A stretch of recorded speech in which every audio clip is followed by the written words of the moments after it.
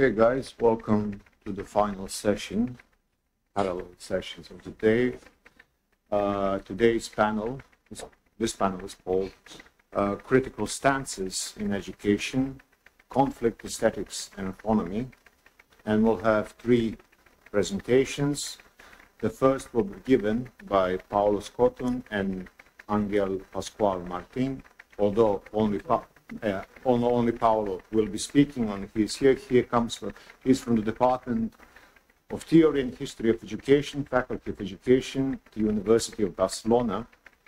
And the title of his presentation is Rethinking Bildung as a Critical Aesthetic Experience. So Paolo, the floor is yours. Thank you. Thank you everybody for being here and listening what I can say in this occasion. Well, my motivation for joining this conference and presenting a short paper is a question that I start posing to myself as a teacher at the university. In the last few years, I've been experiencing a sense of worry about my teaching activity, the teaching activity I'm supposed to deliver. As my experience as a teacher within the academia grows, basically because time passes, I perceive a more pressing question on my role as an educator in the classroom. I'm starting to wonder if and to what extent am I making something real happen for the young people I meet in the classroom. Before explaining what I mean with expression making something real happen and elaborating more on the reasons for my skepticism, I have to introduce myself. I do this since I don't know if we, even if all or us are educators, are starting from the same situation, and I want to explicit the path that led me to pose the question I see. In my case, I did not study pedagogy or related disciplines, and now I have to teach students who are enrolled in educational studies. I've always been more curious than systematic during my education. And maybe for this reason, I'm not used to relying on fixed methodologies or protocols. As a student and as a teacher, I consider myself more an autodidactic than a disciple. This could be why I frequently experience serious doubts also as far as the content of my teaching is concerned. I'm not sure what is good or bad to include in a syllabus. A couple of years ago, I moved to the University of Barcelona from another Spanish university, the Public University of Navarre. I changed from a predominantly technical university to another one with a strong humanistic tradition, in particular in the department I belong to, that is the History and Theory of Education, and more specifically in the research group on pedagogical thinking. In Barcelona, I met the second author of this paper, that is there, Àngel Pascual, a colleague in the department. He did study pedagogy, but then he moved to philosophy, and now he's studying philology too, and he's quite obsessed with the question of the legacy of the liberal educational tradition.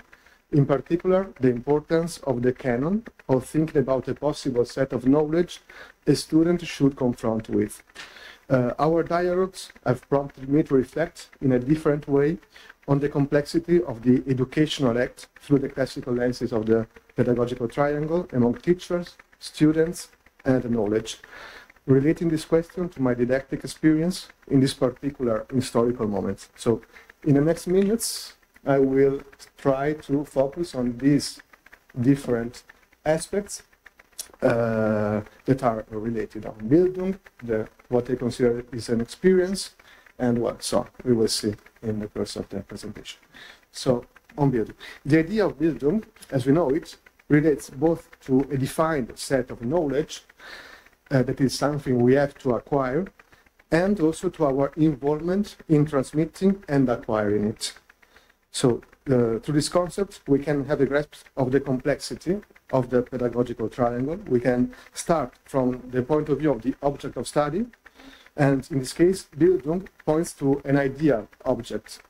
The object of study, for instance, can be the canon we mentioned before, but also when we speak about Bildung, it's also the process of studying, the way of moving towards this acquisition. Thus, it is both a process and also a destination. This complex nature of Bildung, historically speaking, has caused relevant troubles. For instance, when in the course of the 19th century, as Koselleck has put it, the dynamic character of Bildung left room for the static reality of the formation of the bourgeoisie, in the case of the German establishing of the school system. So a system of values and a set of knowledge considered as the correct one and imposed as the correct way of thinking and living, what every good man was supposed to acquire during his life. Thus Bildung, as the image of the canon, can be considered an external principle of acculturation set by a ruling class.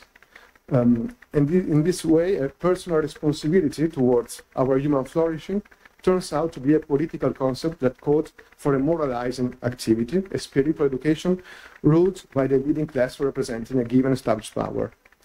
So the canon can be conceived as this established set of knowledge aimed at moralizing and socializing. Both in its creation and propagation, it responds to the logic of cultural hegemony. There is a political dimension in a canon, in particular when it is imposed, for instance, from a national curriculum.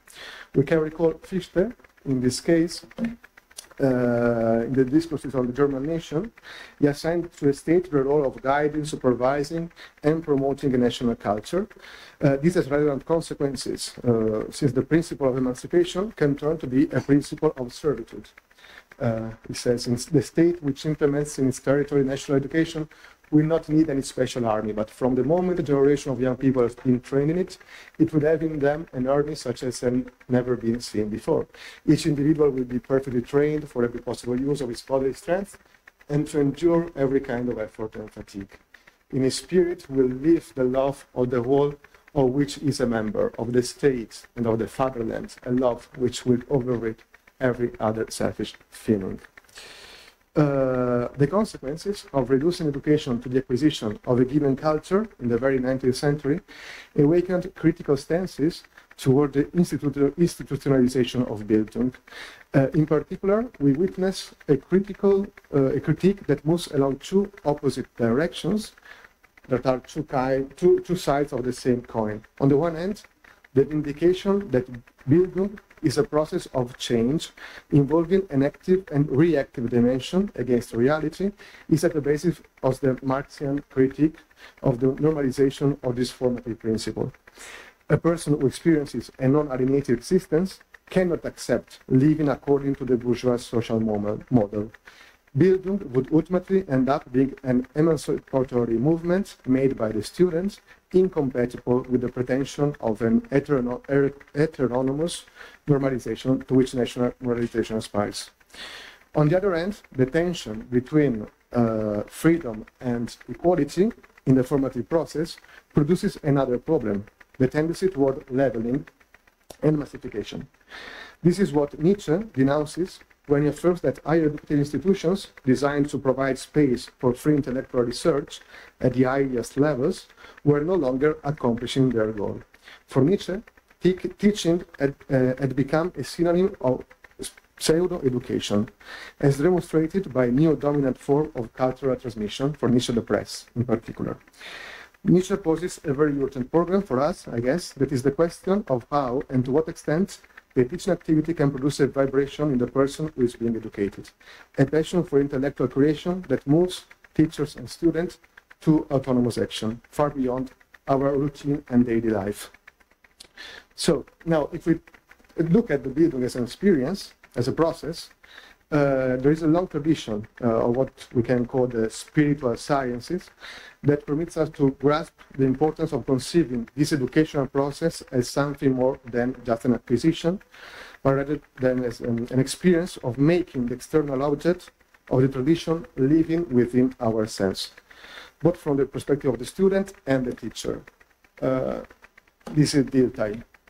We only possess reality as it is in the facts of consciousness. According to this perspective, there is this process that involves the subject when it's studying, that is an existential reality, how to say. This is a long quote. I will just focus on the end. All ends are for man exclusively within the spiritual process itself, since it is only in the spiritual process that something exists for him. So this idea that the external does not count, it's the inner process that we have to do. Bildung, from the hermeneutic perspective, is conceived as a spiritual process constantly actualized in the personal experience of self-education. It is an adventure of self-improvement that projects itself into the external world, the material reality, and constantly recreates. Dilthey's meditation had a great influence during the 20th century. For instance, following Dilthey's path, during the interwar period, Edward Spranger, in his contribution to the philosophy of education, affirmed that the yearning for self-improvement comes from a fundamental human feeling that he calls enthusiasm. He says, without enthusiasm, nothing great has been done in the world. We will turn on the concept of enthusiasm later because I think it's the crucial aspect of the aesthetic experience. For Spranger, if the educational process is incapable of fostering this enthusiasm in the here and now of the pedagogical triangle, then the educative act ceases to have meaning. It becomes a mechanical task. Nothing real happens in the class. He says, if the works of objective culture were not lived, understood, and actualized by individuals, it could happen that humanity would soon have alienated its soul to forms of the outside world, and that the next generation would be left empty and poor. And this is not only a parable. This is not a parable, and I think this is quite prophetic, since the situation he described as a possible scenario is quite similar to the one, I guess, that we all have experienced as teachers. For sure I did. The process of learnification of knowledge characterized in our neoliberal university, but also I think the increasing technologization of education prompts us to ask ourselves if something real happens in our classes for our students. Something that can make sense of the cultural world, the sense Dilthey and Spranger thought about that. I find interesting the diagnosis of the sociologist Hartmut Rosa. In studies from alienation, acceleration, and resonance, he reasons about the difficulty of making culture meaningful for our lives. To him, the time we live is marked by the shrinking of the present. The acceleration and increasing pace of life determine that time seems to flow faster, making our relationships with one another and the world fluid, problematic. This acceleration of time is radically changing how we experience the present and how we perceive also the past, and produces an alienated relationship with the space in which we live, with the things we use, and with ourselves. This results in the constitutive difficulty of making meaningful experiences of the products of culture, since we do not take time to experience them, as Dilthey and Spranger conceived it was necessary for initiating the path toward Bildung. We do not project ourselves into the object. We do not interrogate it to better grasp our inner self. We just use it. Such a consumeristic relationship to the products of culture reduces their impact on our personal and social understanding. This is what characterizes the accelerated society. Unfortunately, I think that the accelerated society is the only one that centennials, our students, have ever experienced. And I think that in this sense there is a difficulty, and is also the reason why I think that self-educating educators, as we can be, we are still important. And I go with this aspect. Learnification, I think, is a problem, but the other aspect is this infantilization, and it's something that students themselves understand and see, I guess. And this reflection is made by a reading we did together with students of Kant. What is enlightenment? For Kant, enlightenment education is a way of avoiding this three aspects: intellectual immaturity, moral autonomy, and lack of empowerment. Immaturity, Kant states, is the inability to use one's understanding without guidance from another. To Kant, this inability is something we impose on ourselves. If students are accustomed to learning goals and outcomes they have to accomplish, and they just look for the quickest and most effective way to do this, they accept the imposition of external guidance as a precious help, for instance, the artificial intelligence. And as Kant put it, it is easy to be immature. Last year, I attended some courses for newcomers teacher at the University of Barcelona, and we were told something like, for a student, only counts what enters into the exam. This, for me, is the most evident expression of what the intellectual immaturity we are condemning our students, and also of the incredible limitation we are imposing to ourselves as educators.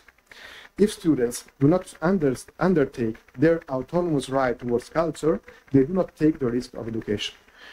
According to Kant, taking this risk saves us from infantilization. But this is possible only by actively practicing freedom.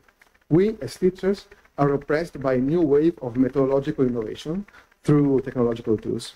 We are supposed to simplify things and to facilitate the acquisition of knowledge by a never-ending series of activities a student should perform. In so doing, we forget that Kant taught us something like rules. What did I? Rules and formulas, those mechanical aids to the rational use or random use of these natural gifts, are the shackles of a permanent immaturity. Okay. So, being able to make sense of the external world and understanding the connection between myself and the culture surrounding me is an action of intellectual and civic empowerment, of responsible living that avoids an alienated life. But when what is given in the classroom only counts for accomplishing the tasks and the duties of a specific module and not for the life of our students and ourselves, are we educating? Is something significant happening in our classes from an educative point of view? Academia frequently promotes alienation. It does not speak of self-improvement, responsibility, amelioration. And as Carsten Kenkis says, I cannot do this. Well, the quote is, education is the deliberative attempt to engage with the relations. Education is about initiating, guiding, supporting, directing of learning and transformation and everything. But how can we currently think of our classes as places where we can experience this type of education? I propose to think about how and to what extent we can make sense of what happens in the classroom. And to do this, I think it's beneficial to insist on Bildung as aesthetic experience. Okay. So the last point is this. I consider the aesthetic experience as an attentive observation and critical analysis of artworks, literary texts, etc. Such experience can calls for an active relationship of the subject with the object, as well as a reflexive and critical appreciation of the environment and of our everyday life. This experience moves us because it is a combination of reflexivity and contextual instability, given by the unusual observational point of view we adopt.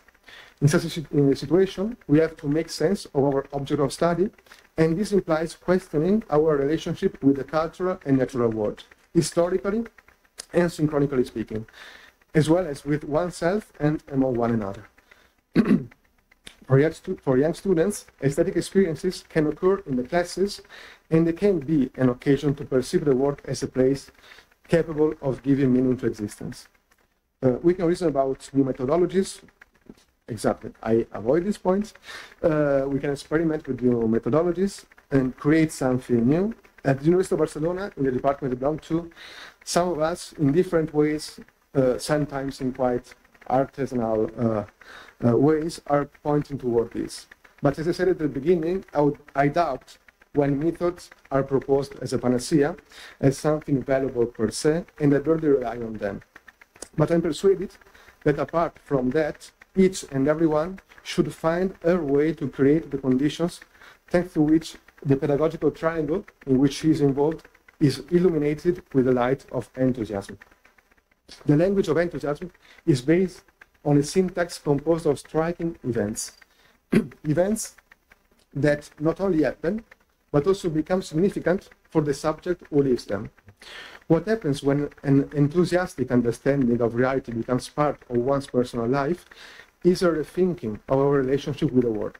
This is an old Italian philosopher, Carlo, that says that it rains is something that happens, but this is not enough to constitute an event. For it to be an event, it is necessary that I feel that happening as an happening for me. And consequently, although every event is presented to consciousness as an occurrence, not every occurrence is an event. The aesthetic experience takes place always and only in the kairos, in the moment, in the revealing moment that occurs in the exchange between subjects present to themselves and at the same time receptive to the external stimulus. Since, as another philosopher, a Spanish one, Octavio Fullat, said, if the world does not make itself present to me in some way, there is no way of knowing reality. We are always situating the present, but there is no situation without the perspective of the subject who suffers it. Fact becomes situations because a speaker confers meaning on them. This condition is produced under enthusiasm. That is to say, in the moment when, like a sudden flash, the individual's tension towards an external reality attracts him. The enthusiasm occurring in the kairos can lead to the reorientation in the personal life, and this is what Bildung aspires to. However, for this new vital orientation to take place, it is necessary to take a further step. As phenomenology, in dialogue with Lebensphilosophie of the first decades of the 20th century, points out, our understanding of the world is created from experiences made during an entire life. Episodes we arrange in a narrative by elaborating our personal story. For the different singular experiences to become part of an experienced life, specific events must be consciously scrutinized and put together. The enthusiasm produced by the aesthetic experience is only the first step of a long journey, the journey of education, of Bildung. Opening the path toward this journey, I believe, is the only great task that we, as educators, have to worry about. For me, at least, it is how we can make something real for ourselves and other people in our classroom. And probably this is also the way through which we can possibly escape from the condemnation of an alienated teaching activity. Thank you.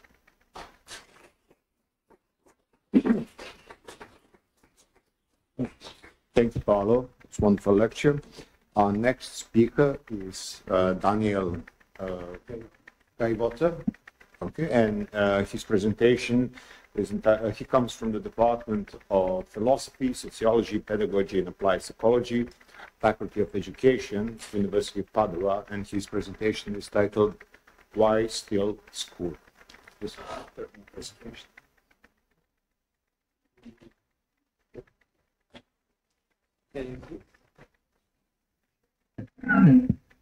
Sorry. Hey, hi. Well, Đorđe, what's the PowerPoint presentation? Just would like to thank you for being here. Let you know that the title is "Why Still School?" because it was my idea when I read the call for the conference. But yeah, it was months ago, and in these months I thought a lot of things, and in these 2 days since we started, I thought a lot of other things. So it's still about why still school, but maybe something else. So I would like to make a detour first before arriving to the school. And I will speak about the relation between visibility and invisibility, so I can get to what happens in school. It is. I'll try to defend a little bit counter current invisibility instead of visibility, and it was interesting that we had a couple of presentations today, also yesterday, but today mostly, that spoke about visibility, and it's nice, so you can make a contrast and think about it together. And I know I often I normally don't do PowerPoint presentations, and I know it's kind of contradictory to make visuals to a presentation about invisibility. So to be I don't know, truthful to my ideas, I didn't put so much effort, so you don't like very much the PowerPoint presentation. But yeah, that's it. It parts from an idea of visibility that is founded on Foucault's idea, also the reading that Deleuze makes on Foucault. I could have used other words for speaking about visibility, but I chose visibility first because Western culture and Western thinking give so much privilege to the optical images and optical lexicon and optical way of thinking, and also because in contemporary times that these guys, Foucault and Deleuze, didn't have the chance to live, the thing became pretty literal about the exercise of power and visibility. It becomes literally about actually being viewed. So I'll not explain the philosophers. The presentation is going to be much more on the topics I found on the research, but it is important to, how do you, it's there. It's important to understand the shift of the diagrams of power that Foucault in the latest works, and also Deleuze in the reading of the course about Foucault, states about this shift of change. That is this shift of thank you on the diagrams of power. When we speak about Foucault, we often focus on the disciplinary phase, right? Thinking about the institutions and etc. So we were pretty much familiar on the shift between the sovereignty to discipline, from exerting power over people to exerting power through the institutions, to extract power, to maybe this idea of educating an army to arrive to some outcomes, or to educating the bodies. But in the end of the studies about politics, also in Deleuze's reading, they speak about this shift to biopolitics that is a even less visible way of exerting power, right? And that relies even more on visibilizing the objects. So while from sovereignty to discipline, you take off the figure of the executor, for example, or the monarch or the king, but you know that, I mean, you have the factory, you have the school, you have the hospital, you have the prison. On biopolitics, the idea is that we developed technologies to analyze data that are capable of, by the analysis of this huge amount of data, predict behaviors of groups or populations. So it becomes more efficient to predict the movements than to conduct the movements. So in this sense, being in an institution, for example, school, or for example, in a factory, it doesn't help to get this data. So it's better to the exercise of power that people are in open spaces. So you see in this shift a huge discourse anti-institution. Yeah, we see that, I don't know, descolarization, homeschooling is getting stronger and stronger, because, yeah, that's the point. It's easier to gather data. And we spoke a lot about data and information here in the conference, but I don't know if we have the idea of how much data we produce daily. I was reading these works, saying that in 2007, it means 15 years ago, we produced like 2 zettabytes of data daily, and the authors made this comparison, saying that it means we would deliver 175 newspaper per person per day in the world. So it's a lot of data being produced, and this was 15 years ago. You can imagine how much data we produce every day in every movement of our lives. So this is where I wanted to get to speak about visibility. We are producing every day and in every moment of our lives because we are surrounded by these devices of capturing visibility or capturing data, images of ourselves that can be processed by algorithms, and they can predict our movements. If you think about the unfoldings or the problems of this, you can think, for example, of the many ideas. But if you go to, for example, Shoshana Zuboff, we're speaking about the foldings of the capitalism heading towards a new way of capitalism, where the main asset is information. So the main value thing you can I don't know, that can be mined, it's not the force of your body, but it's the data you can share to contribute to these machines. So she speaks about future behavior markets, and this is a reality. I mean, some stories like, I don't know, I was reading about this woman that found out she was pregnant by the ads she received. So she kept receiving ads for pregnancy products, and she was like, why am I? And she was tested and she was pregnant because certain movements, certain I don't know, variables and behaviors that we are not able to see, they're not visible to us, now are visible to these machines because they have a lot of data to process. So a lot of forces that we cannot perceive are acting over us, and this is the contemporary situation. So some examples, and this is tricky because in the first 2 centuries of the first 2 decades of this century, visibility was pretty much the tool, the political tool for resistance, right?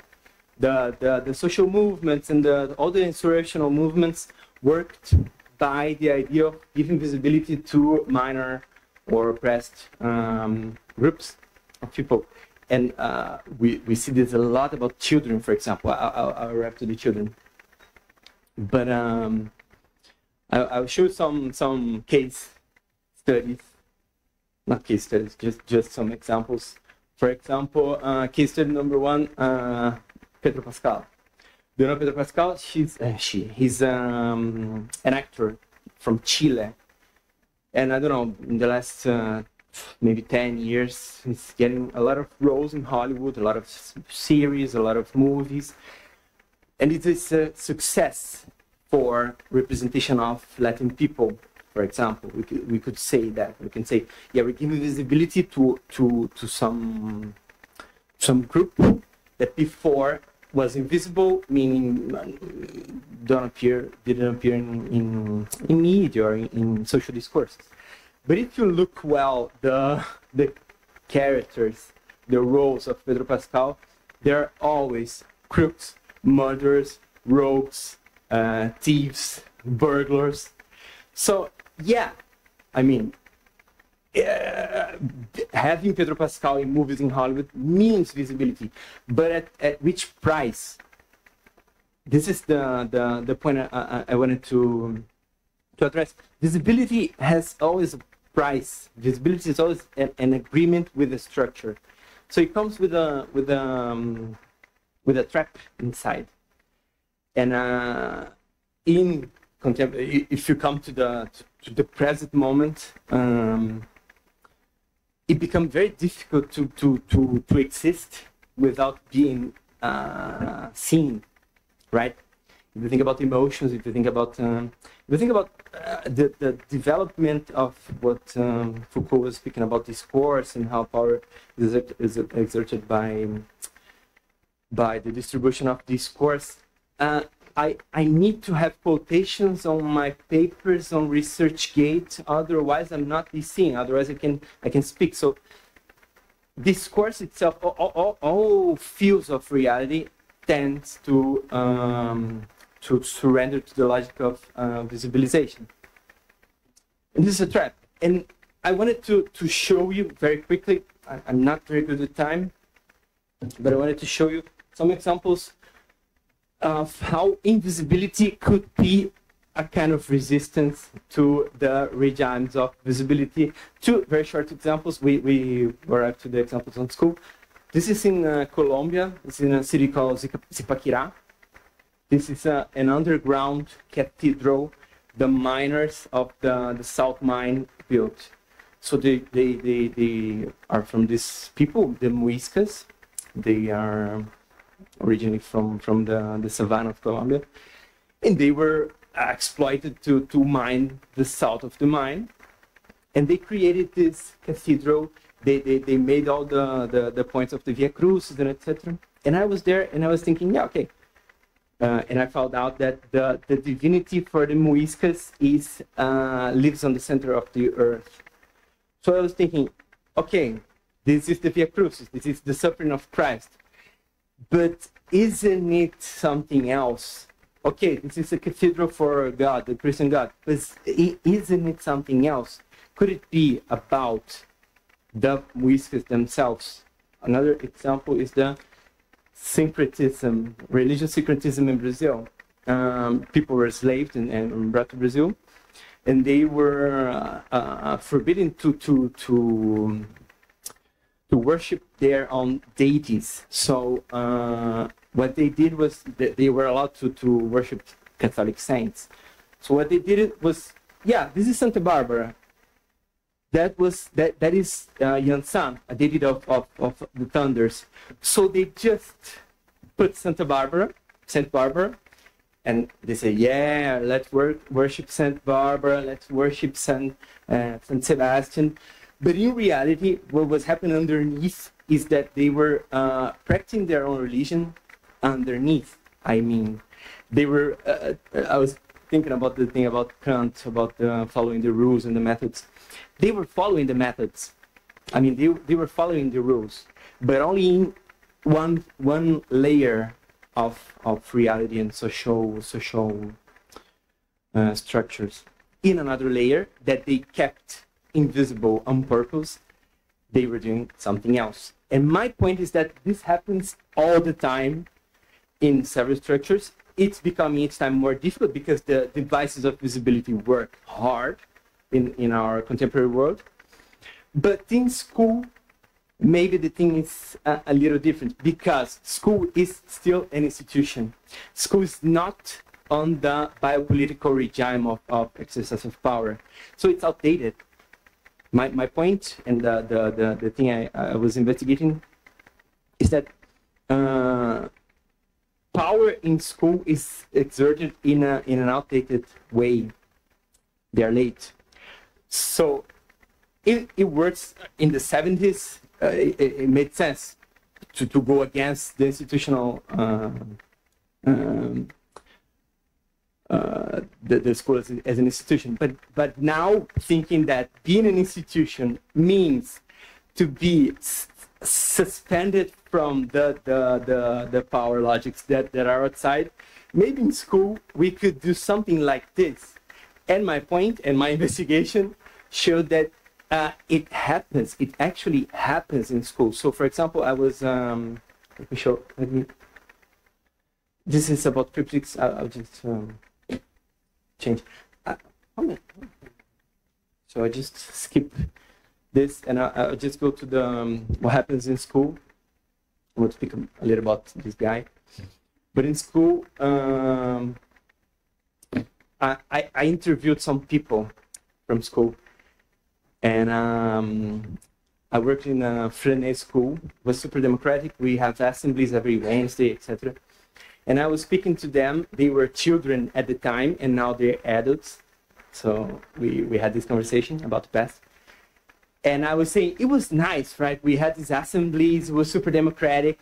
And they were, yeah, it was nice. We had these assemblies. But, you know, we had our own assemblies. And I was like, what? And they, yeah, our logic of assemblies didn't fit on your assemblies. So we had our own.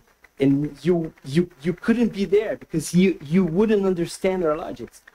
So I started to investigate what happens and what can happen in school underneath. And it doesn't need much investigation because it's obvious.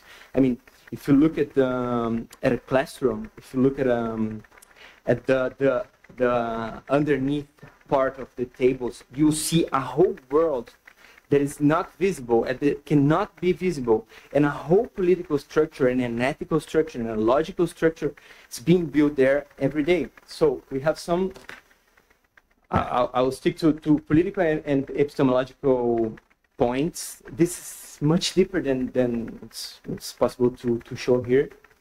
But for example, school avoids translating life into data.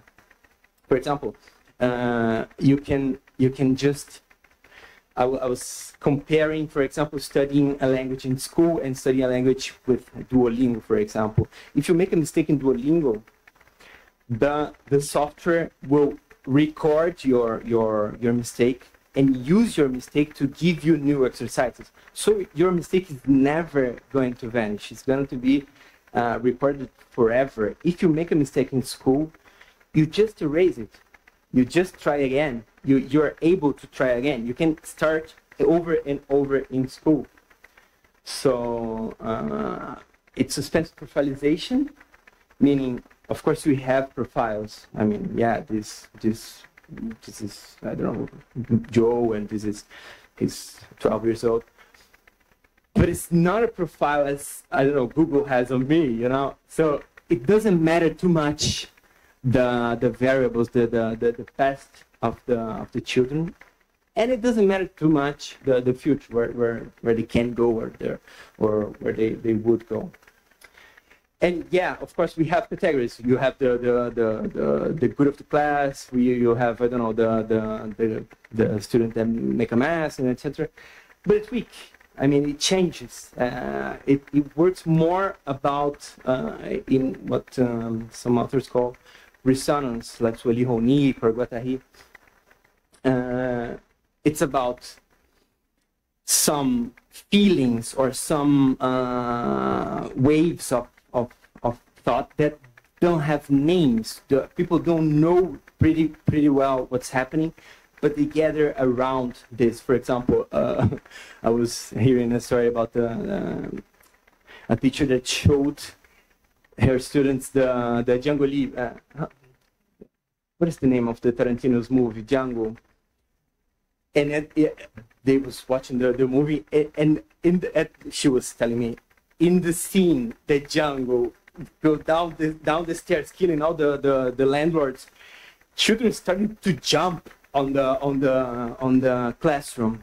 So what's the name of it? I don't know, but there's some resonance between these children, and this can become something else. I'll just, yeah. By the other hand, we have epistemological structures.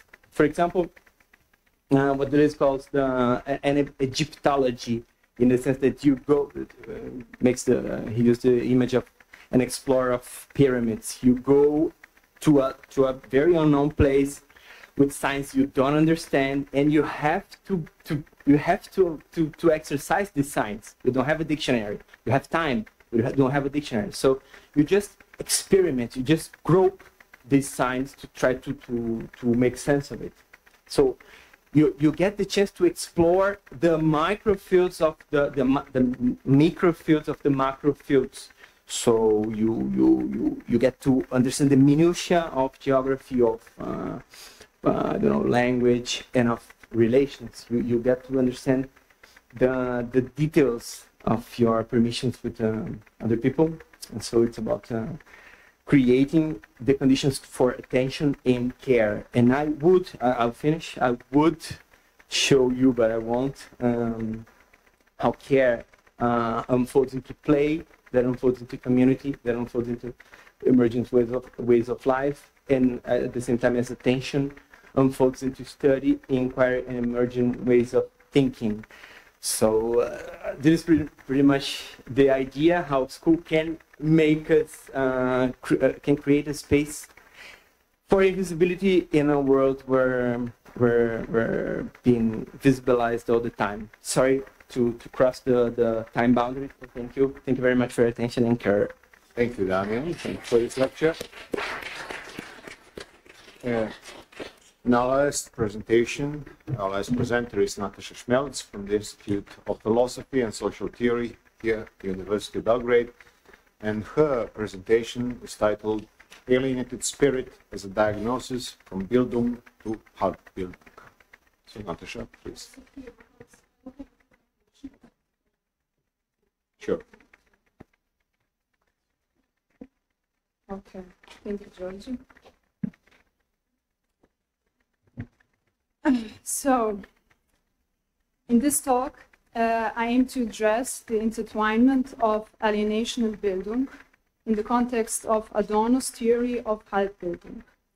Halbbildung could be translated as half education, which might not be a very happy solution, I assume, for the very same reason that most scholars do not translate Bildung as education, as Bildung has multiple meanings which cannot be one-sidedly fixed. Although I will probably switch from one to another. Yeah, sorry.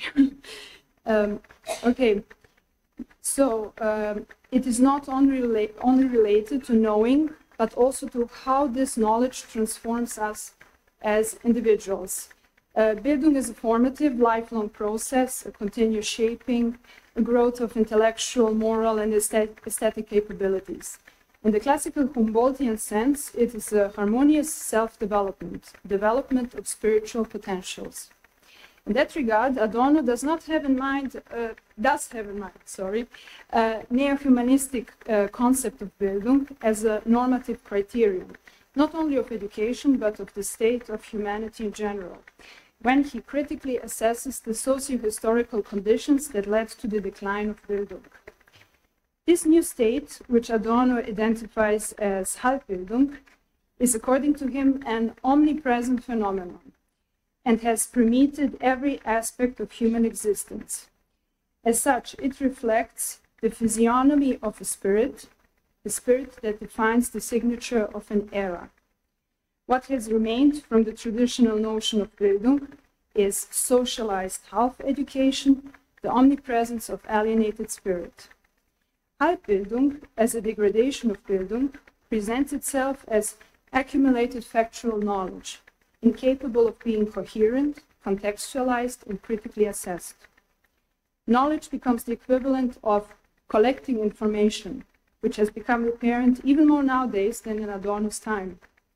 In that regard, I'd like to cite a sentence from the theory of Halbbildung, which was firstly published in 1959. I haven't mentioned that yet.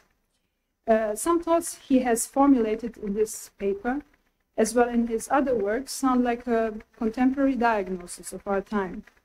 So to cite, experience, the continuity of consciousness in which the non-present endures, in which practice and association create tradition within each individual, is replaced by the selective, disconnected, interchangeable, and ephemeral informedness, for which it is noticeable that it will be already wiped away by other information in the next moment. So this picture of alienated consciousness Adorno has in mind when he talks about socialized half-education as the omnipresence of alienated spirit. Decontextualized knowledge as the half-understood and half-experienced, as Adorno mentions, leads to the further perpetuation of that reified consciousness from which education itself is supposed to protect us. However, education alone does not possess that capability. Bildung itself has been reified under the conditions of the capitalist mode of production. Bildung, therefore, is not some autonomous instance that exists independently of socioeconomic conditions. Adorno and Horkheimer's critique of the culture industry in the dialectic of enlightenment is widely known, in which they argue that cultural artifacts are produced according to the measures of standardization and mass production. In that book, they also point to the danger posed by the mechanisms of the culture industry in creating false needs, a false sense of self, something which also Adorno in his paper, such as On the Relation Between Sociology and Psychology, refers to as pseudo-individuality. And precisely here in the theory of half education, culture industry is referred to as a resource for half education. To cite, in the climate of half education, the commodified and reified contents of Bildung endure at the expense of truth value, that is Bildung, and its living relationship with living subjects. In other words, the logic of commodity is inserted as a filter between the individual and the object of knowledge. Hence, Halbbildung can be characterized as a spirit engulfed by the fetishistic character of commodity. Another citation, as alienated consciousness, Halbbildung does not know any non-mediated relations to anything. Rather, it is fixated on representations that it brings to the object. As Jacek notes, culture industry prevents the possibility of a real encounter with the world. We could say that such experiences, such aesthetic experiences, that arise in experiencing mass cultural artifacts are not bildend in the right sense. They go into the opposite direction of Bildung. They do not have a true educative function. And we might add that what Adorno is very critical of is the lack of a critical assessment towards these artifacts that are constructed as ready-made commodity ready to be consumed. So we see that Halbbildung finds its place within the societal climate of mass culture. However, this socio-psychological level of analysis of Halbbildung, that is half education, and alienation as a collective consciousness could lead us to the conclusion that alienation itself is something which is perceived necessarily negative from the very beginning. Alienation in the sense of numbness, pseudo-individuality mediated through commodity fetishism should be primarily understood as reification. And it seems that wherever Adorno writes about alienation in a negative sense, that it is related to some form of reification of the subject, its relation to nature, to the world, to other subjects, and ultimately itself. Alienation as a form of Entäußerung, externalization, could be a translation, in Hegel's sense, in the process of Bildung, on the contrary, has a positive aspect. The forming of an individuality is only possible through interaction with the surrounding world, with other individuals. We step outside of ourselves in order to get closer to the object of knowledge. Enriched with new experiences, we return to ourselves and get a step further in the process of our Bildung. Adorno adopts this Hegelian vision of Bildung, which is related to alienation as externalization, as an encountering of subjectivities, which should not be confused with alienation as reification, which is somehow inextricably linked to half education, Halbbildung. The fact that Adorno values this encounter between the subject and the surrounding world in the process of Bildung should not lead us to the false conclusion that the relation between the subject and his surrounding can be harmonious.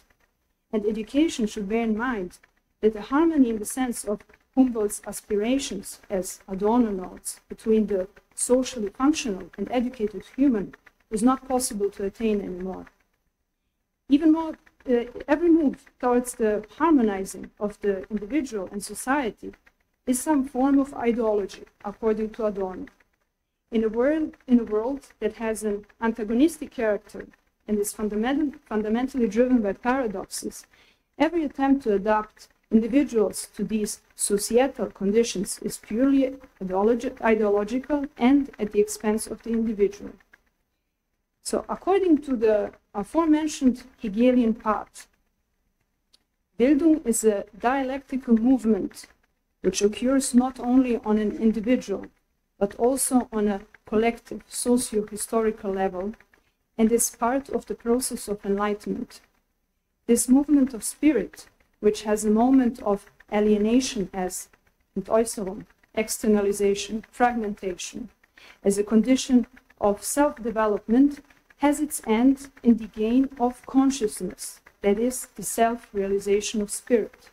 It is a passing moment which has to be overcome.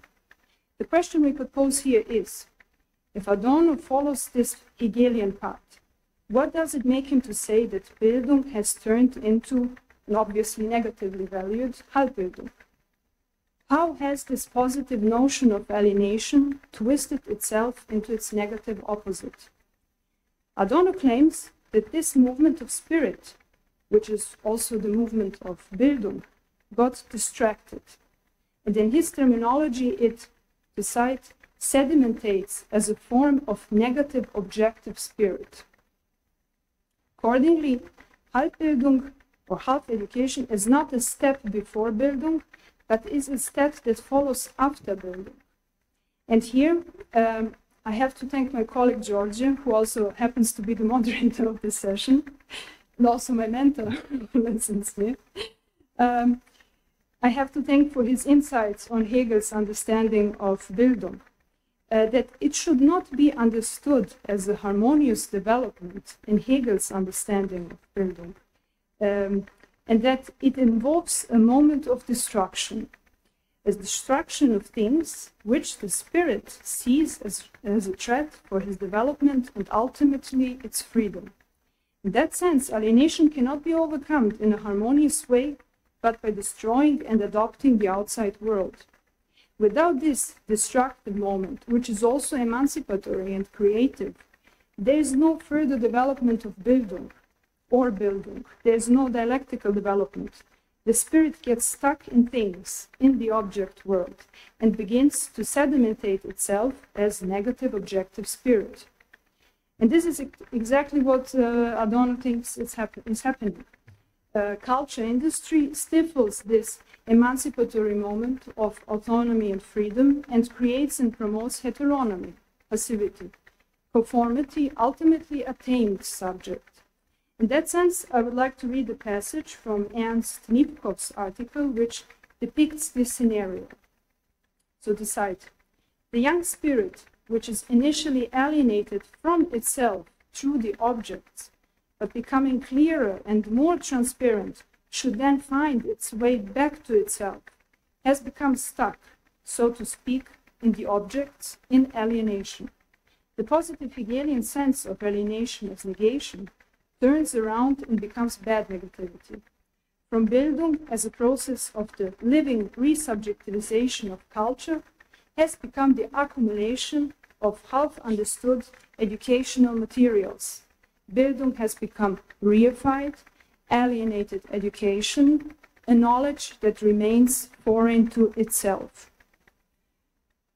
It is clear that Adorno does not develop a philosophy of education, neither does he develop a positive theory of education. Bildung is understood as something which firstly has its historical preconditions and is also secondly part of the dynamics of the dialectic of enlightenment. This indicates that Bildung cannot be hypostasized, it cannot be absolutized as a starting point, as something which is an ahistorical concept, immune of critique. Bildung is a normative criterion, a standpoint from which Adorno criticizes education, which does not align with the ideals of emancipatory critique, which Bildung presupposes, but it should not be understood as a rehabilitation of the traditional Humboldtian concept of Bildung. Bildung is not a static category which represents an ideal abstracted from life, from social and economic conditions, from human history. As Adorno points out, and I will partly cite, partly paraphrase this, Bildung and its truth content is not, as idealism would have it, timelessly invariant, but has its life within the historical social dynamic, like human beings, and can fade away. According to Adorno, education has a twofold character, which he perceives in the light of the dialectics of education. Halbbildung emerges with identifying education with one of its dialectical opposites, adaptation and or autonomous spiritual culture. I will explain this now. So, the understanding of Bildung as something static, as an ideal, and its rehabilitation as pure spiritual culture, as something which is not tainted with praxis, as a cultural good excluded from praxis, is according to Adorno an ideological position in the same manner as adapting education to the market. Precisely, the identification of education as autonomous spiritual culture has an ideological function, as it possesses the social function it aims to negate. As Alfred Schäfer notes, spiritual culture with its very existence, to cite him, obscures the social relations of domination. One example Adorno mentions is that National Socialists participated in cultural goods, which reflects the falseness of these cultural goods, if they are cultural goods abstracted from praxis, from real life. Education, therefore, cannot be extracted from these historical and social relations. It betrays itself by isolating itself from these conditions, as well as it betrays itself, its very idea, by conforming to the existing socio-economic relations. So instead of restoring some primordial form of Bildung and absolutizing the idea of Bildung, or simply adapting to market demands, Adorno's dialectics of education discloses an aporetic, an exploration of the phenomenon without the pretension to formulate a positive theory, that is, to disclose the paradoxes underlying in the very concept of Bildung. Adorno's dialectics of education, to cite Vogt now, equally contains the promise of education as well as the decline of the idea of education, both end and half education.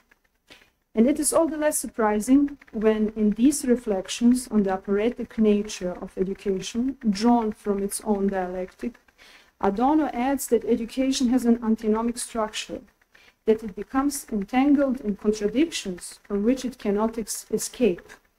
Adorno formulates it in the following way. Education is of an antinomical nature. It has autonomy and freedom as its conditions, yet, at the same time, even today, it points to the structures of an order that is predetermined in relation to the individual.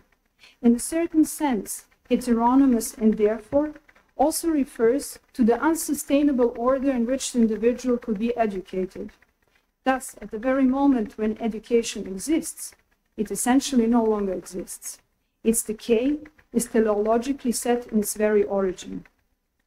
Of course, the question which will arise from here, from this passage, would be how can we even talk about education if it is impossible? If its decay is set at the very origin. Firstly, in the falseness of education lies simultaneously the quest for its truth, according to Adorno. Solely through education, it is possible to imagine an otherness, an other than that of social alienation, as Tenkart notes. So, as Adorno mentions in this passage, in this citation, education refers to that unsustainable order in which the individual could be educated. So, somehow it feels that this refers to an utopian dimension, that we have to hold to the concept of Bildung, to anachronistically hold to its concept, because it refers to an other, where this education in its true light could be possible. The second thing we should bear in mind is that Bildung is understood as part of the dynamics of the dialectics of enlightenment. and that its demand, I mean the demand from the dialectic of enlightenment, transfers to education, namely the reflection on its moments of regression, as well as the reflection on the antagonisms inherently contained in its concept. So even if we say that the antinomical character of education shows us that education from the very beginning contains the grain of its own regression, maybe also decline, it still is necessary, education, to pose this diagnosis. So indeed, Adorno says that education survives as critical self-reflection of half education. That is, education can be reconstructed only in the sense of a critical reflection of its regressive moments. It seems indisputable that the aim of Adorno's theory of half education is not a radical break with the tradition of Bildung. As Nipkow notes, this continuity of Bildung is reflected in the sense, to cite, that critical thinking directed against Bildung cannot be conceived without critical thinking produced through Bildung.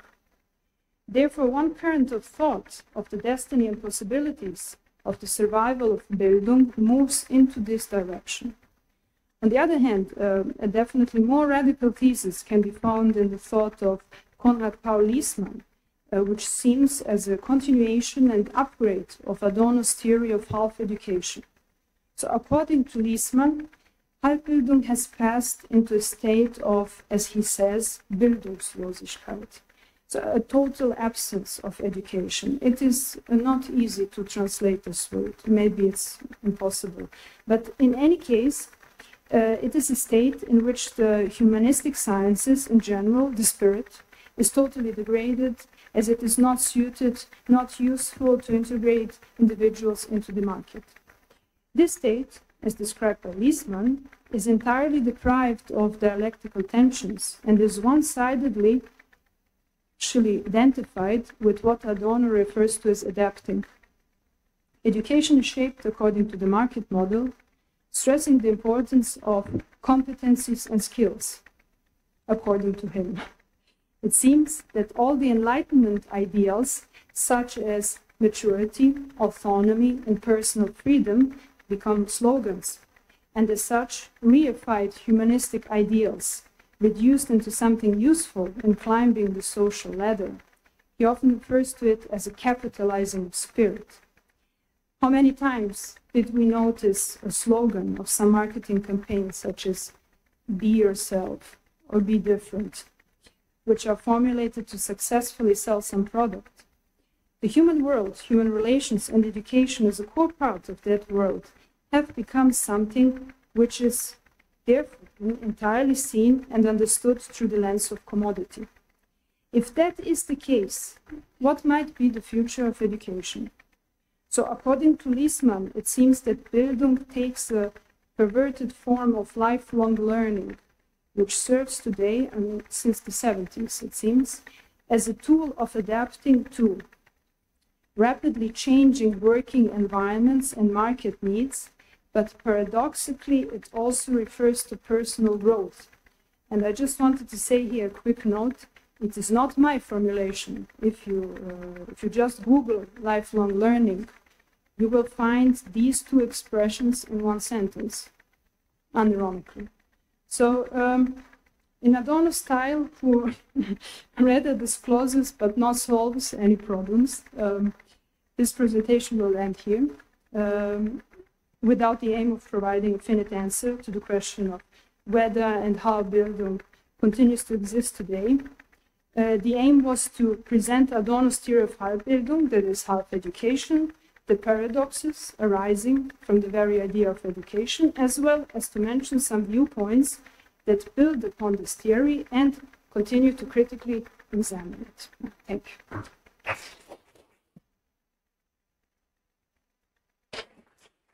Thank you, Natascha, for this interesting presentation. I would now like to open the floor for questions. Yes, there at the back.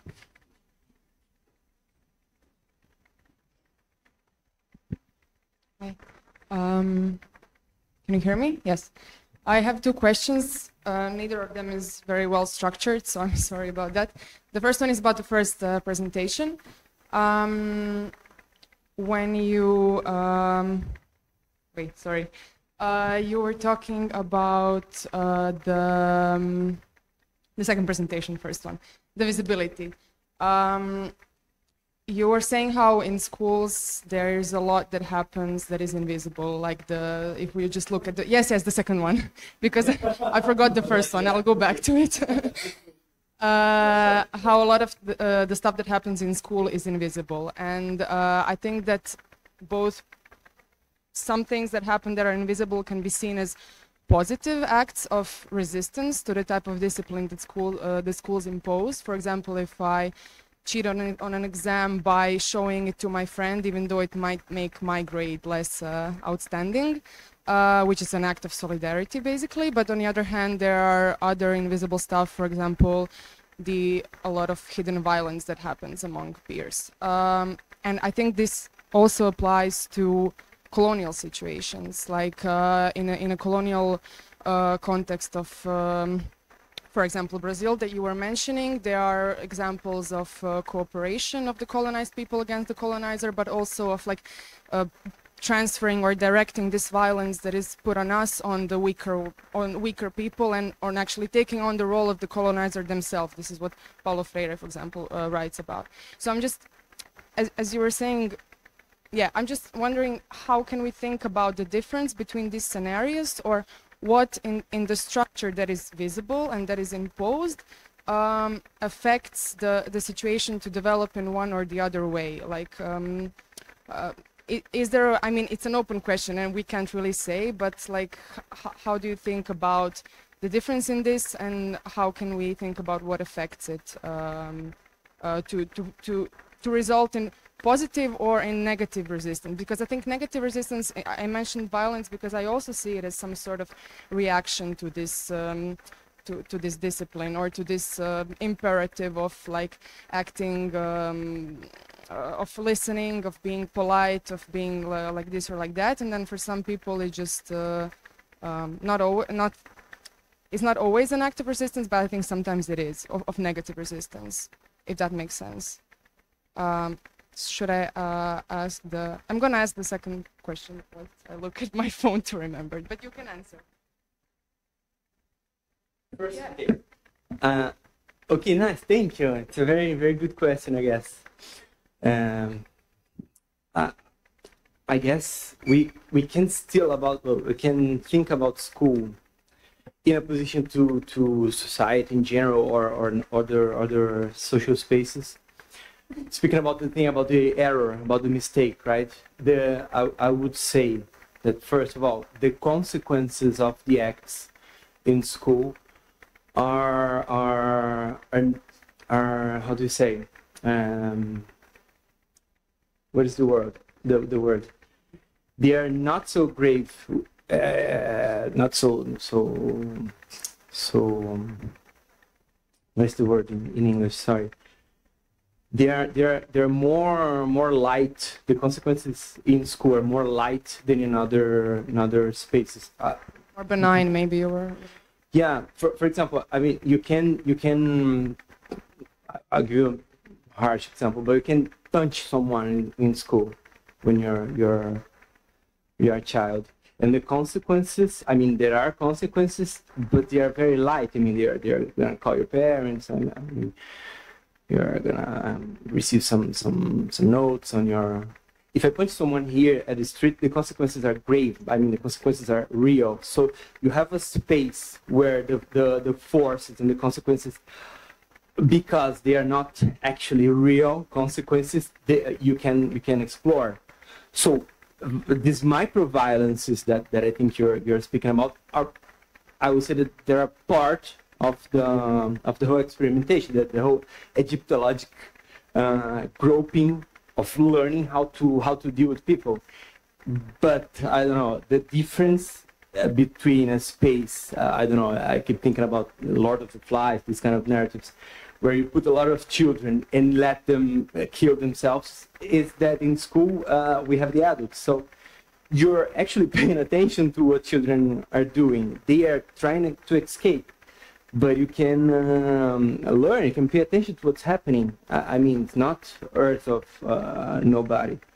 So I would say that in contact with the previous generations, the new generations can recreate the words, the worlds.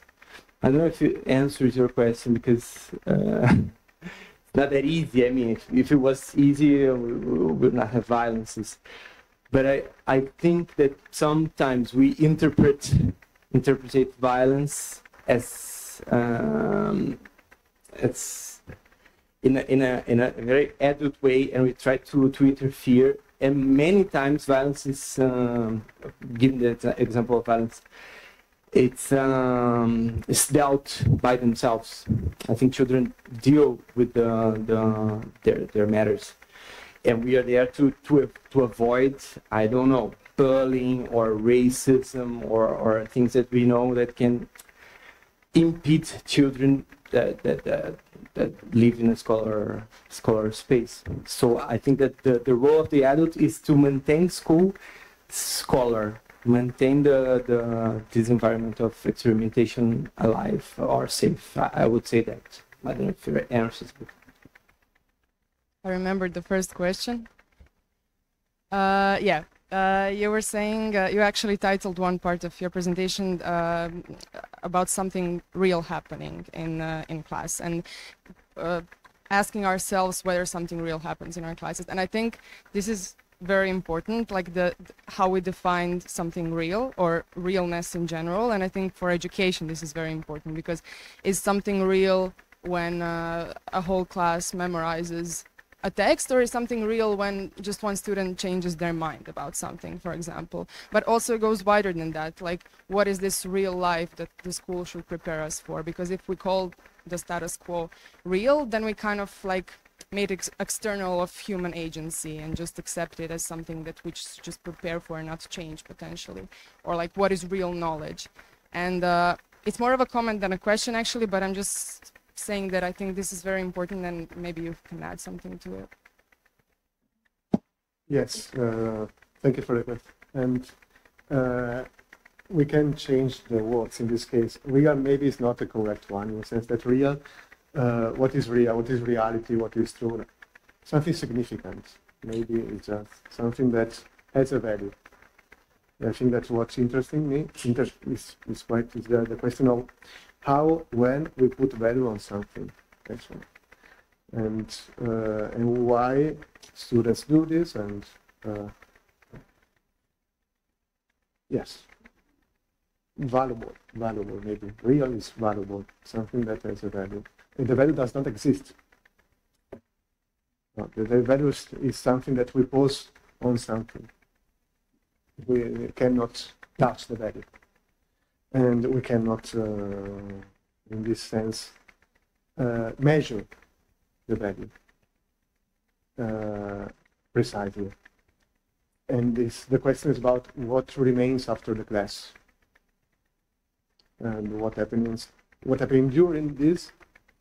I can have a perception of that something is going on. We can share this through language. That is the mean we have to do this in the classroom, and nothing more.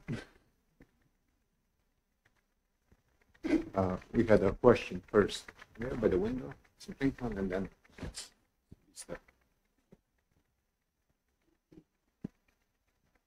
So thank you very much for your presentations. I will refer to the first and to the last presentation concerning the term and the experience of Bildung, because it's very interesting for me, and I'm in this issue for decades.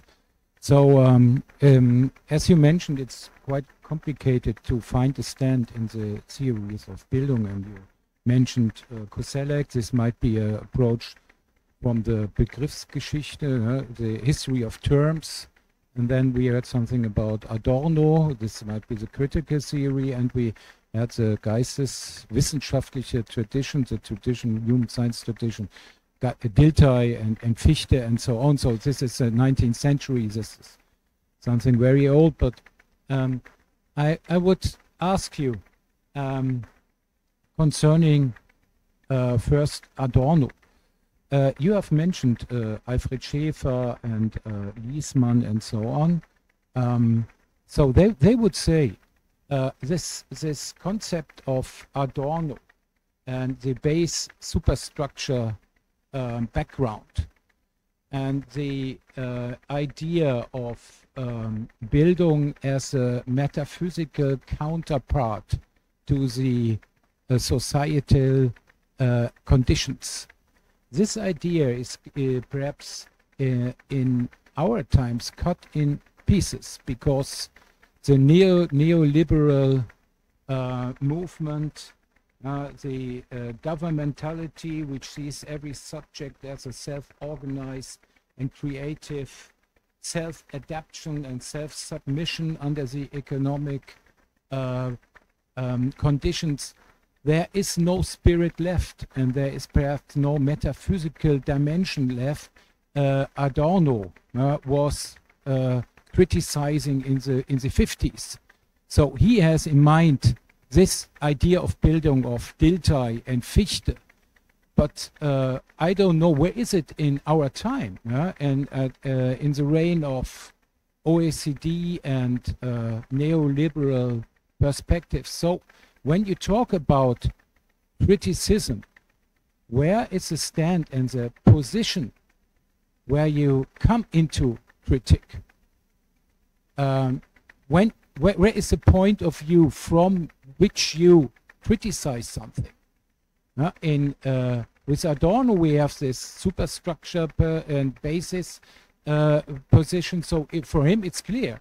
But I think for us nowadays, it's a great problem. And I understood you the first. It's the experience I understood. So for you, it might be experience as a stand for the educators or for the students for criticizing something. So perhaps you. Perhaps you can explain it. How did you put it? And you, the third one, I didn't understand. Where is your position for critical thinking? When the Adorno idea is not working anymore. I didn't hear the answer of your. Where is my position? Yeah. But you said personally something after Adorno. So yeah, but I was understanding you. But you know, you quoted and afterwards Alfred Schäfer. Alfred Schäfer would say Bildung is just something like an empty significant because he is coming from deconstruction. So there is no critique left. When you have only empty significance. Going around in the space of discourses. So my question is, you mentioned the Enlightenment. The Enlightenment this is clear. Criticism is orientated to humanism and to ideas of the Menschenrechte, Menschenrechte in English, human rights. Danke, thank you, and so on. But this is perhaps nowadays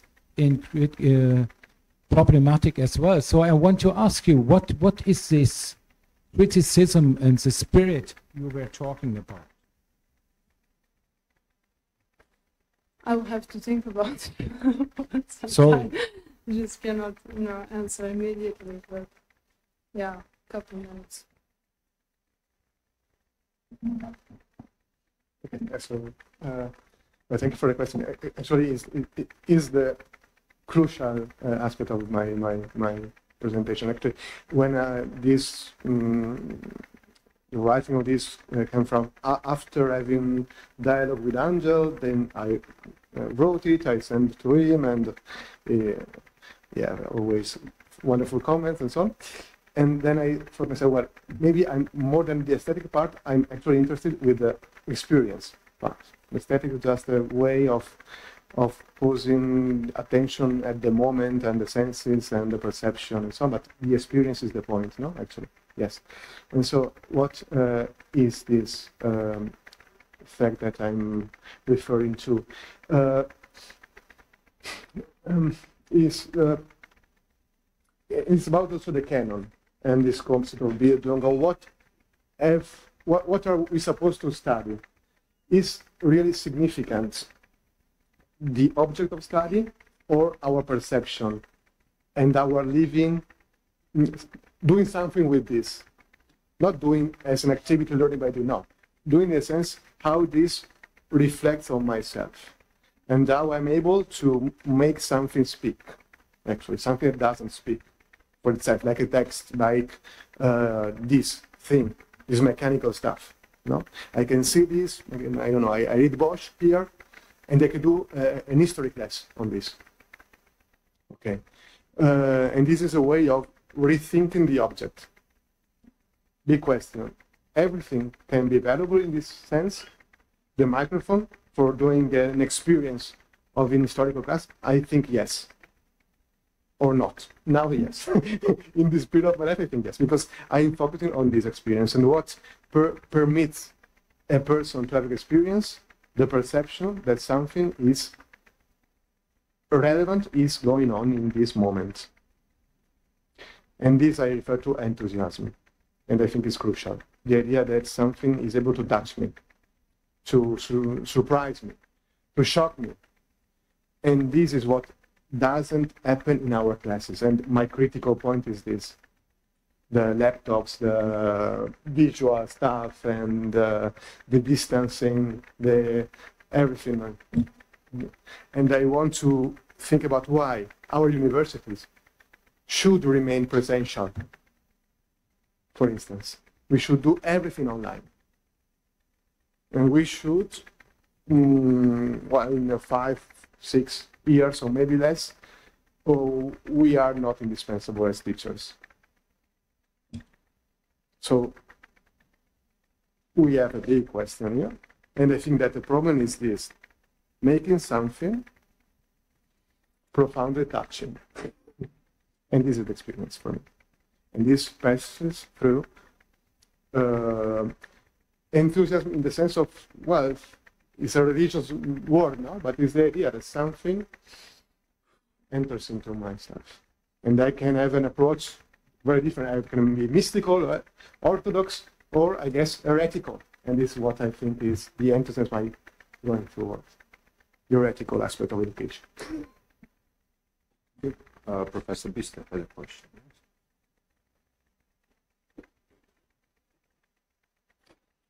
Thanks a lot. I have 2 questions, just for the sake of the conversation.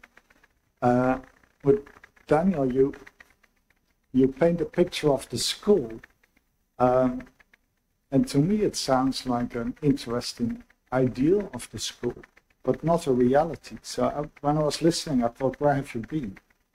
Because when I speak to friends in the Netherlands who have children in primary school, they go to parents' evening, and the conversation immediately starts with the teacher taking the laptop and having a whole screen full of data about the child.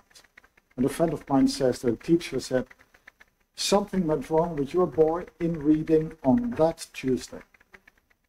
So I think the reality has moved on much more than maybe what you're perceiving. So I wondered what we do with that. But I think much of what you describe as statistical models, I think that this school already is in many countries and settings. And the things really matter also for at least the future school career. So I'm just curious about that. And then for the first and the third paper, I see connections, because there is this same strange, mysterious German word, Bildung. And partly I'm thinking, why would you defend Bildung? Because it sounds like you both think that Bildung is worth defending. And this partly also has to do with language, because we're speaking in English, and you say, how can you translate Bildung? The word I am missing is the German word Erziehung. Now, what I always find interesting about German is that there are these two words. And for me, they stand for very different educational paradigms. And my question is whether you would recognize that. Because a lot of what I also hear and what you are saying about Bildung, I would say sees education as a process of enculturation.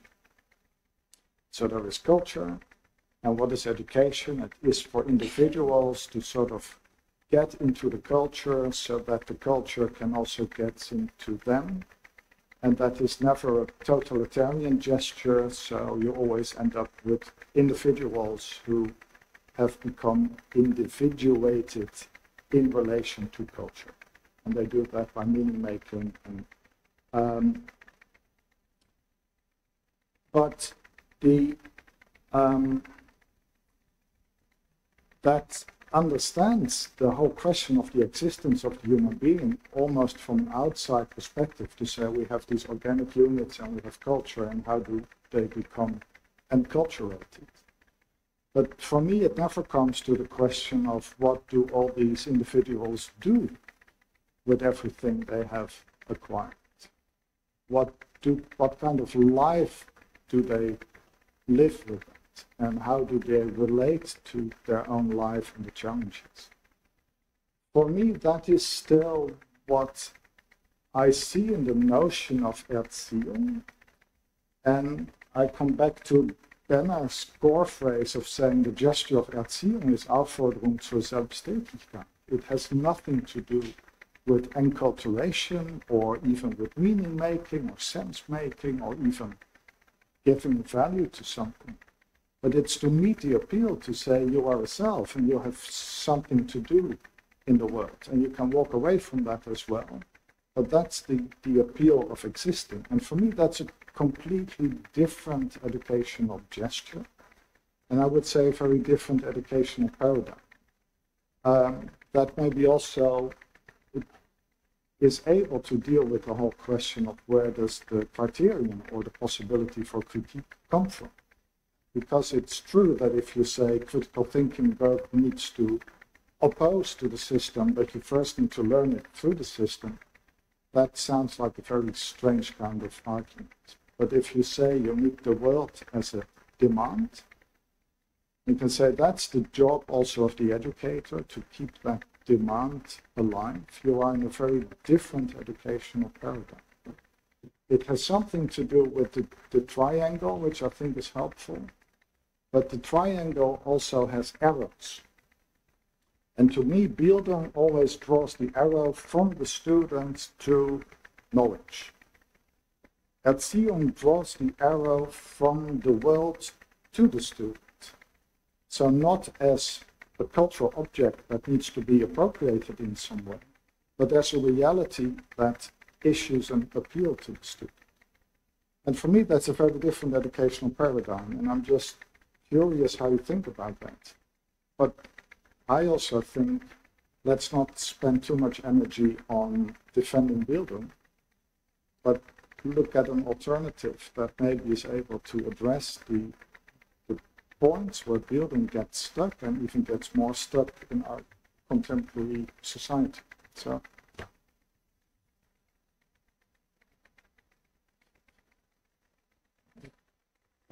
Yes, I'm Bildung individual in this case. I'm thinking about something in the sense.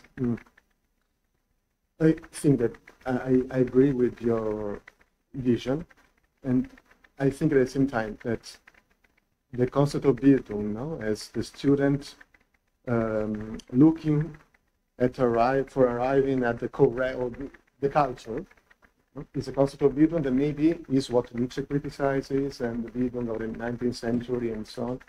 But my question is the question for instance of the Enlightenment, that maybe is the first step towards this concept of Bildung without thinking about the nation and the state, because there is a political part of Bildung actually, that is the culture and so on. And this is something that is impossible to defend.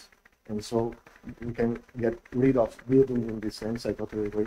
But at the same time, I think that the term is double, or can permit to understand this as the path toward this sort of emancipation. It is how the object speaks to me. It is the Erziehung in this case. So it's true, we can change the words, or we can use other words, and I agree with this, absolutely.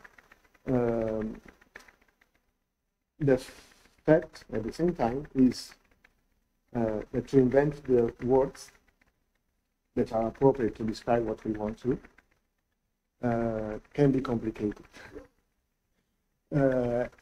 I guess there is a power in the idea that, well, see Bildung, but think Bildung in three different ways, because it's the historical concept. It's a concept with a long history, and as alienation, that can have two different meanings in different contexts and so on. From a philosophical point of view, I think it is useful to rely on very dense words and go deep and deep and deep on this. At the same time, when we want to then construct something and also communicate now, yes, we should, I think, use new words. I don't know which word. Now I think about experience, enthusiasm. Maybe in 2 years I think something different completely. So, yeah.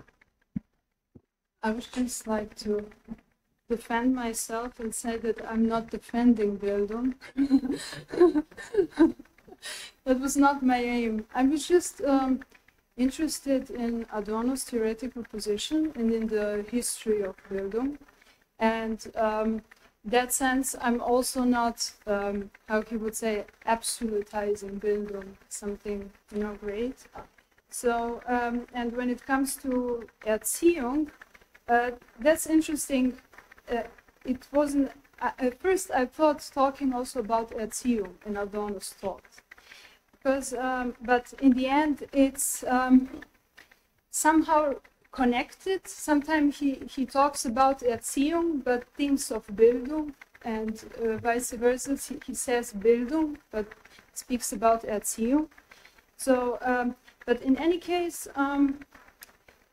I think it's interesting in his thoughts on Erziehung.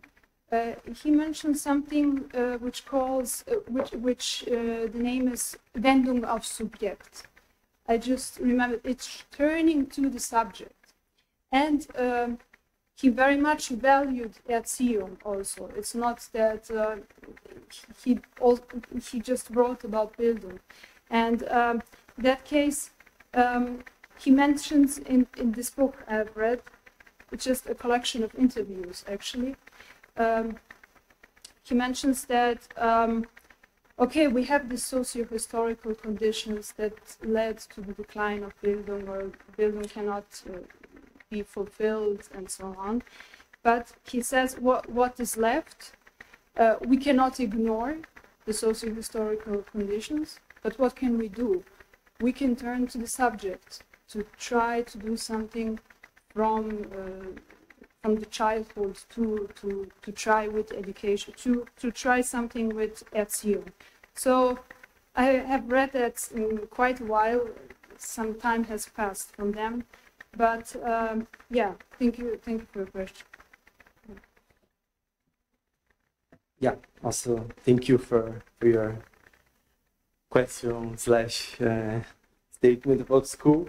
I agree, I guess. I missed the step on the presentation. There was the founding of school with his Socrates and etc. And I don't know. I think I'm speaking here about a form. A school is a form of space-time. I'm not speaking about the actual school that responds to a form of school. So it's true that we are living now more than ever, because of all the forces I tried to explain or to show, a process of descolarization of the school. That's it. I mean, to have a profile of your children is the descolarization of a place that whose functioning was exactly not having this thing. So the process is to turn what makes school into what makes, I don't know, external devices of governmentability powerful. So and second, I don't know, and this is the more personal argument. I think this data, for example, if you pick a profile of a child, the profile with all the data can only say something about what the visible part of the school responds to. I mean, you can only make a profile with learning outcomes, I don't know, data that you gather before school, but it's very difficult to grasp the actual events that happen in school because they don't have a name, they don't have a, they're not categorizable. So I don't know, I'm inhabiting schools for 15 years now in Europe and South America, and I can say that children keep creating words, even if each time school crystallizes even more. Children are always able to find ways to deviate, to escape this crystallization, and I think that's why we should, even I don't know, even if we don't have data to prove this, we should defend school, because the process of descolarization of school can mean the end, the extinction of this form of space-time that is school. We're gonna keep calling schools, but they're not gonna do the same as school once did. So this is kind of an invitation, I guess, to defend school, because if we don't defend school, in 50 years, we're gonna lose, one of the only places where some devices of governability and power are not able until now to reach. So I think it's an invitation to defend school, go school. Thank you. I had a question here. We had a question here first, then. Yeah. Sorry. It's Daniel. Also, I was thinking on the issue of biopolitics. I think I read something in, was it the Wall Street Journal this summer about smart devices that are being produced in Delaware and delivered to Chinese schools for the purpose of something that the government in China calls smart education. They're putting headbands on children and measuring brainwave data to see how attention spans, when somebody is engaged, just on the basis of that brain data, and they collect that data, they share it also with parents. There was one school in one province of China that started doing it, and the teachers were quite happy with the outcomes because the students were paying more attention. So just on the issue of Foucault and biopolitics in school, something to think about maybe. But I wanted to say to Natascha, first of all, I thought you did such a lovely job on your paper, and it's always a sign when senior male academics ask you really hard questions that you did a very good job. So this isn't, it's sort of, this is maybe not being in love with the Frankfurt School anymore, a question that I have about whether Bildung is a response to Bildungslosigkeit, because you bring in this dynamic of Bildung and Halbbildung. Halbbildung is a degraded form of Bildung, and then you work towards where we are right now and gesture towards this Bildungslosigkeit, which I don't think is just a process of enculturation, but also a process of like these Platonic ideals of realizing your idealized form through interaction, not only with culture or with tradition, but also resisting commodification, right? Because at the end of the day, this is this Adorno's investment in Bildung is a response to the commodification and the kind of degradation of culture, And I wonder whether that is something that is even in, yeah, whether that is something worth defending now, and whether we shouldn't turn to other Marxist thinkers who thought of education as an emancipatory project of autonomy, right? So I think what irritates me about Adorno is the resurrection of a kind of bourgeois ideal of education over somebody who is more interested in thinking about how to raise the proletariat to a form of self-consciousness that gives them autonomy. Do you see what I mean? And both are a reaction to alienation, but one is a reaction to the alienation of culture and the alienation from culture, and the other is a reaction to the alienation of labor and the alienation from an oppression. And why? So why Bildung over autonomy, maybe, is the question that I'm asking. Sorry, it took me a while to get there. So, yeah, you mentioned that it's some kind of bourgeois concept of Bildung. But yeah, I wanted to say that when it comes to Adorno, and when he speaks about the degradation of Bildung, it turns into Halbbildung, then Liesmann, Bildungslosigkeit, and so on. It's I want to say it isn't kind of a normative criterion, but I want to say it's just broader context. Bildung is not, how would I say that in English? I don't know now, but yeah, it's actually, yeah, it's related, to this broader context.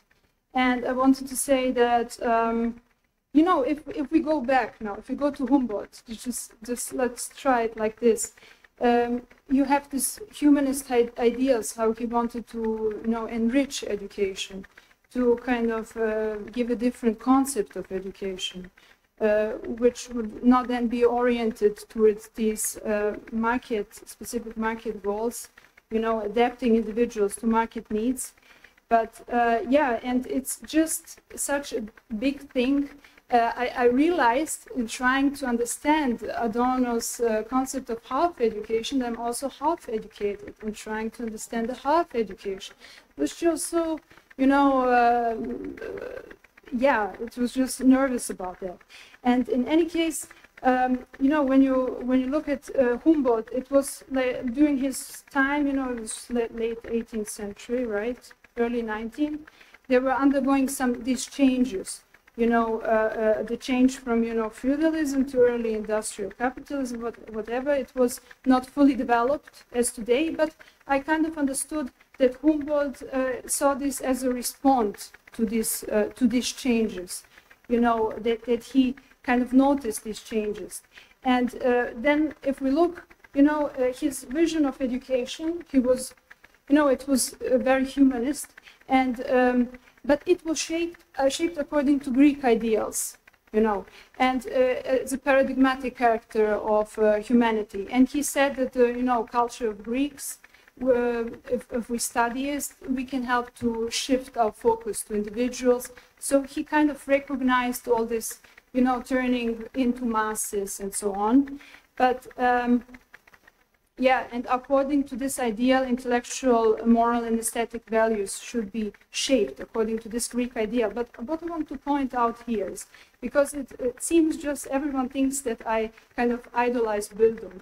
No, but what I want to point out is this classical idea of education has always already been formulated in this horizon of spiritual culture, It is kind of directed towards something other, something beyond, capitalism, beyond these social economic relations. But on the other hand, Bildung is not innocent, because it was also a functional part of that society. So it just cannot escape from these structures. And yeah, that is also the reason why Adorno says that, that education is impossible, paradoxical, and so on. But in any case, I'm not arguing for the you know, that Bildung is now a normative criterion, innocence of Bildung, and so on. But I was just interested in the, you know, how did it historically develop? What is the source? And what are these tensions that come from that? But you mentioned that we could turn to know other thinkers, but I would be interested to hear which thinkers, because I'm, you know, I'm new in this file, I'm learning about it. Yeah, so Maybe just really quickly to support, if you're interested in supporting that historical connection, you can also look to Nietzsche in his Basel lectures, when he says that Bildung is defending the scepters of genius. And by that, he literally meant classical philology. So that's just to say that supports your argument. I'm not defending the position, but that connection between the classical and antique ideals and the way in which Bildung is supposed to be defended or practiced. And he says that because he's opposed to the idea of the Prussian state and the fact of the way in which secondary education was made compulsory and the things that were done to the curriculum, both the classical and the German language curriculum, it really pissed him off. So he comes back to this idea of scepters of genius, which a lot of people really think is just, problematic. Sorry, Thank you. can I add something? Because I was thinking again about the question and the answer, and what Natascha said now is very interesting. The fact that we don't defend Bildung and we just, no, this idea. I was thinking about the words we can use. We should do something like different words we think they are very appropriate for so attention, perception, self-questioning, appreciation, conscience, existence, all these type of words. Rosa speaks about transformative appropriation. There could be something about this. Also, the concept of subjectification, sorry for pronouncing that badly, is about this. No? It's about how I can perceive and how I relate to the words, and the words relate to me. And I can make sense of the word. In a sense, there are a lot of several possibilities. Also, in the sense of subjectivization, is me and the word and you. And I think this can be also problematic in the sense how we arrive to a consensus or to give a value to the same thing. I perceive that Natascha said something really precise and something we should focus on really when you ask the question. How? Why? I perceive this. Does my perception can be made common, and can we share this? It's not a sharing, also the problem I see in this actual world. Can we share something? And not just my perception and the self-perception of things. This is a democratic political also question. So it's a question for you. Okay, with that, I'd like to close this session. Thank you again all. Thank you for the presenters, and the applause, and thank you for all the great stuff.